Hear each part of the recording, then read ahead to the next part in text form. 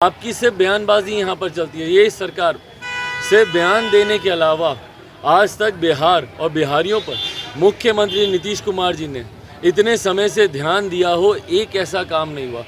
पिछले 2015 से लेकर अभी तक सिर्फ इन्होंने अपने ऊपर ध्यान देकर अपनी कुर्सी बदलने के अलावा तो कोई काम किया नहीं। भैया ये सरकार के ही मंत्री हैं ना।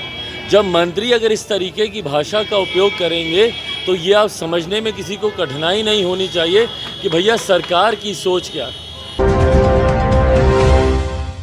रामानंद यादव हैं, कह रहे हैं कि सुशील मोदी की संपत्ति की जांच कराएंगे। भाई बयानबाजी से होता क्या है? बिहार में पिछले अगर आप देखें 7-8 सालों से 2015 से सिर्फ बयानबाजी चल रही है। इतने लाख नौकरियां दे दी जाएंगी, तो इतना लाख ये कर दिया जाएगा, तो यहाँ पर ये हो जाएगा, वहाँ पर वो हो जाएगा। मुख्यमंत्री एक काम बताए ना जो उन्होंने किया हो। अरे भैया जिस पे आपको जांच बैठानी है आप बैठाइए, जिस पे आपको कार्रवाई करनी है आप कीजिए, पर सबसे पहले बिहार और बिहारियों के हालात को देखिए। सुखाड़ से जो लोग परेशान हैं कम से कम उनको उचित मुआवजा देने का बंदोबस्त कीजिए। निकालिए वो लिस्ट जहाँ पर किसान परेशान हो रहे हैं सुखाड़ से, निकालिए वो तमाम जानकारियाँ जहाँ पर भैया हड़ताल क्यों कर रहे हैं लोग। यहाँ पर शिक्षक हों, अभिभावक शिक्षक हों, छात्र हों, अभ्यर्थी हों, क्यों भैया ये सारी चीज़ें हो रही हैं? आपकी सिर्फ बयानबाजी यहाँ पर चलती है। ये सरकार सिर्फ बयान देने के अलावा आज तक बिहार और बिहारियों पर मुख्यमंत्री नीतीश कुमार जी ने इतने समय से ध्यान दिया हो, एक ऐसा काम नहीं हुआ।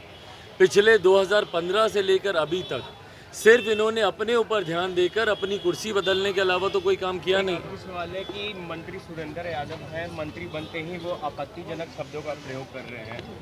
भाई जिस तरीके के शब्दों का प्रयोग उनके द्वारा किया गया, ये अपने में सरकार की मानसिकता को दिखाता है, सरकार की सोच को दिखाता है। भैया ये सरकार के ही मंत्री हैं ना।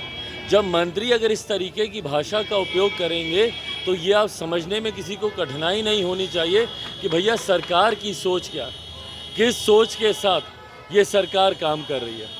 ये इन लोगों को जहाँ पे प्रेसिडेंट सेट करने चाहिए, इन लोगों को उदाहरण बनना चाहिए।